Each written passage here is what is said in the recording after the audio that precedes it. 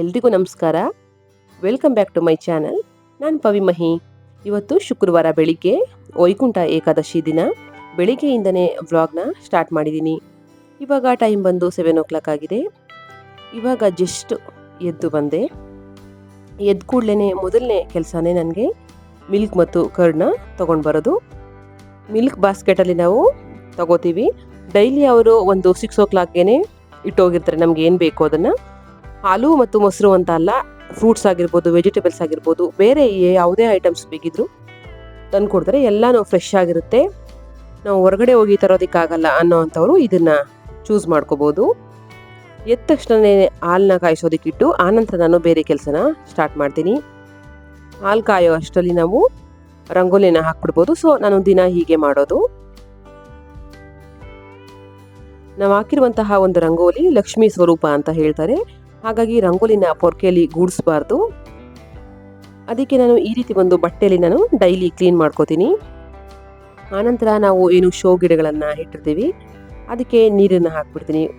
ಒಂಡೆ ಬಿಟ್ಟು ಒಂಡೆ ನೀರು ಚೆಲ್ಲಿದ್ರೆ ಅಂತ ಹೇಳಿ ಮೊದಲು ನೀರನ್ನು ಹಾಕಿ ಆನಂತರ ತೇವದ ಬಟ್ಟೆಯಲ್ಲಿ ಒರೆಸಿ ರಂಗೋಲಿನ ಹಾಕ್ತೀನಿ. ಏನಾದರೂ ವಿಶೇಷ ಪೂಜೆ ಅಥವಾ ಹಬ್ಬದ ದಿನಗಳಲ್ಲಿ ಸ್ವಲ್ಪ ದೊಡ್ಡದಾಗಿ ರಂಗೋಲಿನ ಹಾಕ್ತೀನಿ. ಇಲ್ಲ ಅಂತಂದರೆ ತುಂಬ ಸಿಂಪಲ್ಲಾಗಿ ಪುಟ್ಟ ರಂಗೋಲಿಗಳನ್ನು ಹಾಕ್ತೀನಿ. ಈ ರೀತಿ ಬೆಳಿಗ್ಗೆ ಎದ್ದು ಕೂಡಲೇ ಮನೆ ಮುಂದೆ ಗೂಡಿಸಿ ಒರೆಸಿ ರಂಗೋಲಿ ಹಾಕೋದ್ರಿಂದ ಲಕ್ಷ್ಮಿ ಬರ್ತಾಳೆ ಅಂತಾರೆ.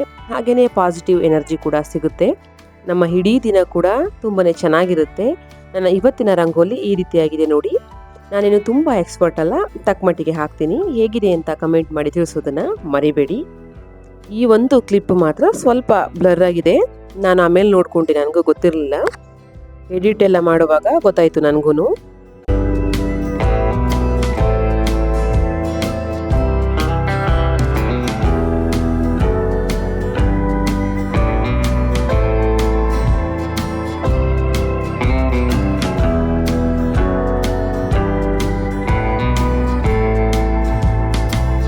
ಆನಂತರ ಬ್ರೇಕ್ಫಾಸ್ಟ್ಗೆ ಅಂತ ಹೇಳಿ ನೈಟೇನೆ ನವಣೆನ ನೆನೆಸಿದ್ದೆ ಪೊಂಗಲ್ ಮಾಡೋದಕ್ಕೆ. ಅದಾದರೆ ಬೇಗನೂ ಆಗುತ್ತೆ, ಕಡಿಮೆ ಟೈಮಲ್ಲೇ ನಾವು ಮಾಡ್ಕೊಬಿಡ್ಬೋದು ಅಂತ.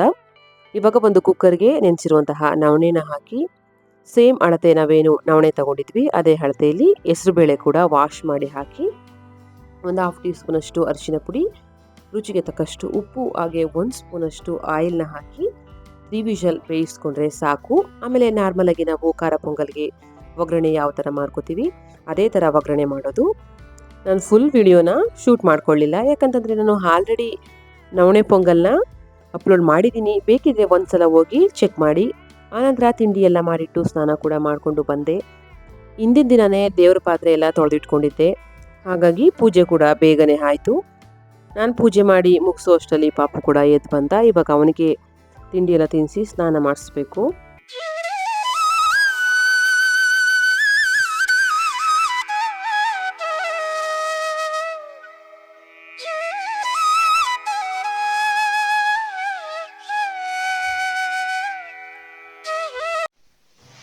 Welcome back.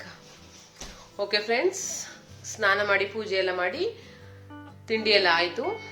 ಇವಾಗ ಮೊದಲನೇದಾಗಿ ಎಲ್ಲರಿಗೂ ವೈಕುಂಠ ಏಕಾದಶಿಯ ಶುಭಾಶಯಗಳು.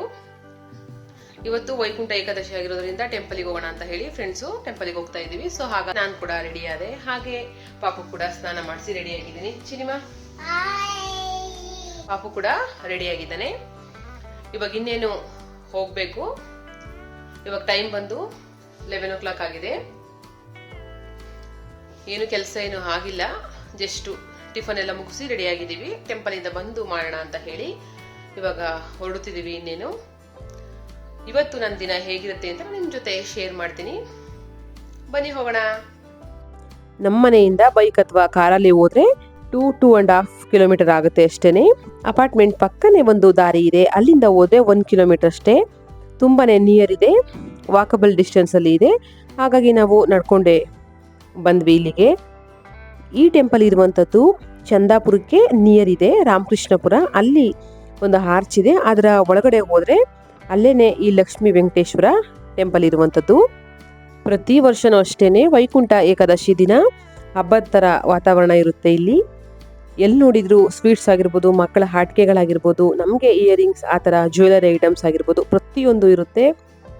ನಾವು ಅಷ್ಟೇ ಒಂದು 3-4 ಇಯರ್ನಿಂದ ಮಿಸ್ ಮಾಡದೆ ಬರ್ತಾ ಇದ್ದೀವಿ. ತುಂಬಾ ಚೆನ್ನಾಗಿರುತ್ತೆ.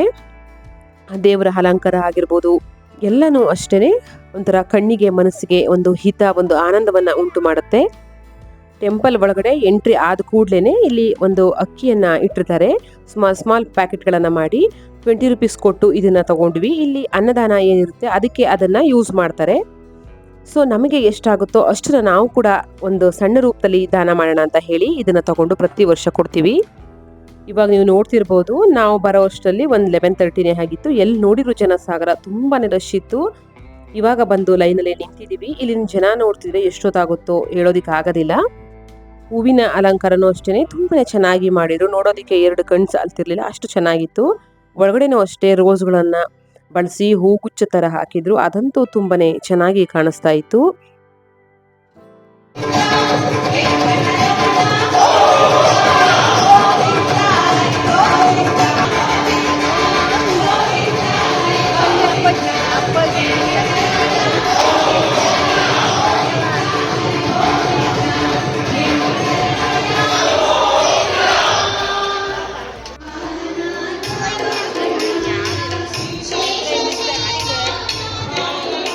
ಅಲ್ಲಿ ಭಜನೆ ಕೂಡ ಇತ್ತು, ಹಾಗೆಯೇ ಭರತನಾಟ್ಯ, ಈ ಥರ ಹಲವಾರು ಮನರಂಜನೀಯ ಕಾರ್ಯಕ್ರಮಗಳು ಕೂಡ ಹಮ್ಮಿಕೊಂಡಿದ್ರು. ಸ್ವಲ್ಪ ಕ್ರೌಡ್ ಇತ್ತು ಅನ್ನೋದು ಬಿಟ್ಟರೆ ದರ್ಶನ ಎಲ್ಲ ಚೆನ್ನಾಗಿ ಮಾಡಿದ್ವಿ. ತುಂಬಾ ಚೆನ್ನಾಗಿ ಆಯಿತು. ನಾವೇನು ಅಕ್ಕಿಯನ್ನು ತಗೊಂಡು ಬಂದಿದ್ವಿ, ಆ ಅಕ್ಕಿಯನ್ನು ತಂದು ಇಲ್ಲಿ ದರ್ಶನ ಮಾಡಿದ ನಂತರ ಇಲ್ಲಿ ಇಡುವಂಥದ್ದು. ಹಾಗೆ ಉಂಡಿ ಕೂಡ ಪಕ್ಕದಲ್ಲೇ ಇದೆ, ಅಲ್ಲಿಗೆ ಕಾಣಿಕೆಯನ್ನು ಕೂಡ ಹಾಕ್ಬೋದು. ಇದು ಎಕ್ಸಿಟ್ ಆಗುವಂಥ ಒಂದು ಪ್ಲೇಸು. ಇಲ್ಲಿ ಮಿರರಲ್ಲಿ ದೇವರನ್ನ ನೋಡ್ಬೋದು, ನೋಡಿಕೊಂಡು ಹೊರಗಡೆ ಬರುವಂಥದ್ದು. ಹಾಗೆ ಪ್ರಸಾದ ಕೂಡ, ದೇವಸ್ಥಾನ ಅಂತಂದರೆ ಕೇಳಬೇಕಾ, ಪ್ರಸಾದ ಕೂಡ ಏರ್ಪಡಿಸಿದ್ರು. ನಾವು ಮನೆಯಲ್ಲಿ ಎಷ್ಟು ಚೆನ್ನಾಗಿ ಮಾಡಿದರೂ ಕೂಡ ಇಲ್ಲಿ ಥರ ಮಾಡೋದಕ್ಕೆ ಸಾಧ್ಯನೇ ಇಲ್ಲ. ಅಷ್ಟು ಚೆನ್ನಾಗಿರುತ್ತೆ ದೇವಸ್ಥಾನದ ಪ್ರಸಾದ. ಅದನ್ನು ಕೂಡ ತಿಂದ್ಕೊಂಡು ಆನಂತರ ಇಲ್ಲಿ ಬುಕ್ಸ್ಗಳನ್ನ ನೋಡೋಣ ಅಂತ ಬಂದ್ವಿ. ಬುಕ್ಸ್ಗಳನ್ನ ಕೂಡ ಇಲ್ಲಿ ಇಟ್ಟಿದ್ರು.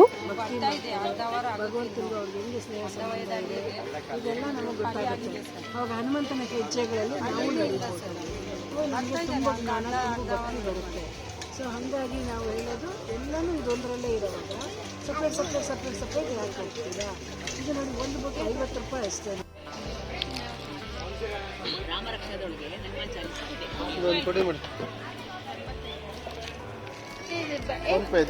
ಬೈತಾರಮ್ಮ ಇದು ನೇಮು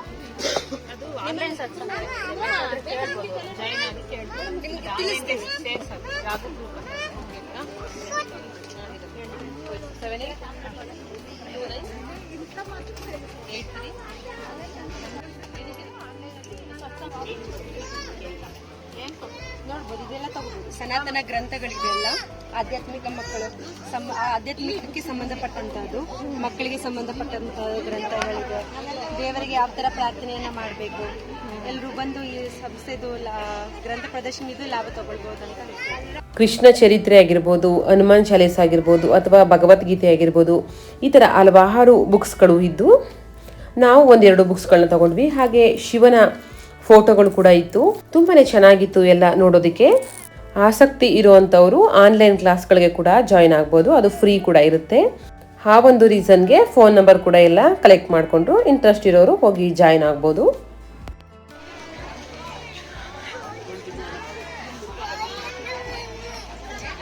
ಯಾವ್ದು ಬೇಕು ನಿನಗೆ?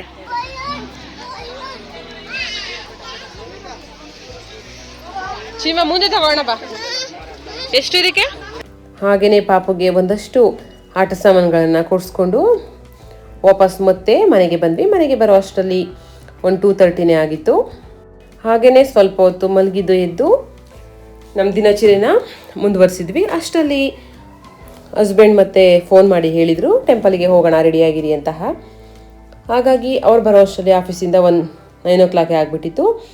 ಹೇಗೂ ಟೆಂಪಲ್ 10:30ವರೆಗೂ ಓಪನ್ ಇರುತ್ತೆ ಅಂತ ಹೇಳಿ ಮತ್ತೆ ಹಸ್ಬೆಂಡ್ ಮತ್ತು ಪಾಪು ಜೊತೆ ಮತ್ತೆ ಒಂದು ಸಲ ಟೆಂಪಲ್ಗೆ ಬಂದ್ವಿ.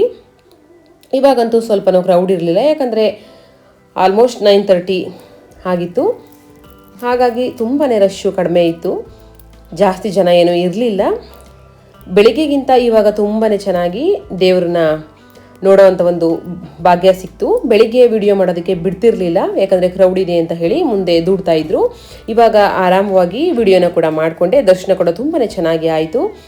ಯಾರ್ಯಾರು ನೀವೆಲ್ಲ ವೈಕುಂಠ ಏಕಾದಶಿ ದಿನ ಟೆಂಪಲ್ಗೆ ಹೋಗೋದಕ್ಕೆ ಆಗಿಲ್ಲ ಅಂಥವರು ಇಲ್ಲಿ ದೇವರ ದರ್ಶನವನ್ನು ಪಡಿಬಹುದು. ತುಂಬಾ ಚೆನ್ನಾಗಿ ಅಲಂಕಾರವನ್ನು ಕೂಡ ಮಾಡಿದರು. ಹಾಗೆಯೇ ಟೈಮ್ ಆಗಿರೋದ್ರಿಂದ ಎಲ್ಲ ಕ್ಲೀನಿಂಗ್ ಕೆಲಸ ಕೂಡ ಸ್ಟಾರ್ಟ್ ಮಾಡ್ಕೊಂಡಿದ್ರು ಟೆಂಪಲ್ನ ಕ್ಲೋಸ್ ಮಾಡೋದಕ್ಕೆ ಅಂತ ಹೇಳಿ. ದರ್ಶನ ಎಲ್ಲ ಮಾಡಿಕೊಂಡು ಬಂದ್ವಿ. ನೋಡಿ, ಬೆಳಿಗ್ಗೆ ಸರಿಯಾಗಿ ತೋರಿಸೋದಕ್ಕೆ ಆಗಿರಲಿಲ್ಲ. ಮಿರರಲ್ಲಿ ದೇವ್ರನ್ನ ಇಟ್ಟಿರುವಂಥದ್ದು ನೋಡಿ, ಈ ಥರ ತೂಗು ಎಲೆ ಏನಿರುತ್ತೆ ಅದ್ರ ಮೇಲೆ ದೇವ್ರನ್ನ ಪ್ರತಿಷ್ಠಾಪನೆ ಮಾಡಿರ್ತಾರೆ. ಅದನ್ನು ಕನ್ನಡಿಯಲ್ಲಿ ನೋಡಿ ನಾವು ಹೊರಗಡೆ ಬರುವಂಥದ್ದು. ಚೆನ್ನಾಗಿ ದರ್ಶನ ಎಲ್ಲ ಮಾಡಿಕೊಂಡು ಬಂದ್ವಿ.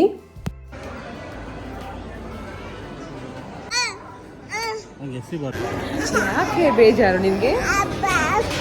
ದುಡ್ಡು ಹಾಕ್ಬಿಟ್ರ ಪಪ್ಪ? ನೀ ಬೆಳಿಗ್ಗೆ ಹಾಕಿದೆಯಲ್ಲಮ್ಮ, ನೀ ಬೆಳಿಗ್ಗೆ ಹಾಕಿದೆಯಲ್ಲ, ಮತ್ತೆ ಹಾಕ್ಬೇಕಿತ್ತಾ? ನೆಕ್ಸ್ಟ್ ಟೈಮ್ ಹಾಕುವಂತೆ, ಮತ್ತೆ ಬರ್ತೀವಲ್ಲ ನಾವು ಅವಾಗ ಹಾಕುವೆ. ಓಕೆ, ಒಂದ್ಸಲ ಹಾಕಿದ್ರೆ ಸಾಕು ಕಂದ, ಒಂದ್ಸಲ ಹಾಕಿದ್ರೆ ಸಾಕು.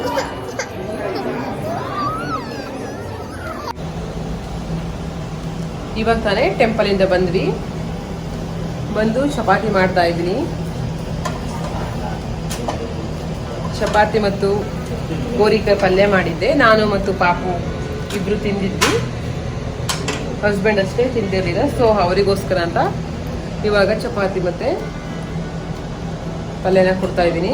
ಇವಾಗ ಇನ್ನೇನು ಅವ್ರದ್ದು ಊಟ ಆದರೆ ಪಾತ್ರೆ ಎಲ್ಲ ತೊಳೆದು ಮಲ್ಕೋಬೇಕು. ಇವಾಗಲೇ ಆಲ್ರೆಡಿ 10:30 ಆಗಿಬಿಟ್ಟಿದೆ ಟೈಮು. ಈ ಬ್ಲಾಗ್ ನಾನು ಇಲ್ಲಿಗೆ ಎಂಡ್ ಮಾಡ್ತಾ ಇದ್ದೀನಿ. ಎಲ್ರಿಗೂ ಈ ವಿಡಿಯೋ ಇಷ್ಟ ಆಗಿದೆ ಅಂತ ಭಾವಿಸ್ತೀನಿ. ಇಷ್ಟ ಆದರೆ ವಿಡಿಯೋಗೆ ಒಂದು ಪುಟ್ಟ ಲೈಕ್ ಮಾಡೋದನ್ನು ಮರಿಬೇಡಿ. ಹಾಗೂ ಯೂಸ್ಫುಲ್ ಅಂತ ಅನ್ಸಿದ್ರೆ ವಿಡಿಯೋನ ಶೇರ್ ಮಾಡಿ. ಹೊಸದಾಗಿ ಯಾರೆಲ್ಲ ನನ್ನ ಚಾನಲ್ನ ನೋಡ್ತಾ ಇದ್ದೀರಾ ಅಂಥವ್ರು ಸಬ್ಸ್ಕ್ರೈಬ್ ಮಾಡಿಕೊಂಡು ವಿಡಿಯೋನ ನೋಡಿ ನನಗೆ ಸಪೋರ್ಟ್ ಮಾಡಿ ಅಂತ ರಿಕ್ವೆಸ್ಟ್ ಮಾಡ್ಕೊತೀನಿ. ಸಿಗ್ತೀನಿ ಮತ್ತೊಂದು ಹೊಸ ವಿಡಿಯೋದಲ್ಲಿ. ಅಲ್ಲಿವರೆಗೂ ಎಲ್ರಿಗೂ ಬಾಯ್, ಗುಡ್ ನೈಟ್ ಆಲ್.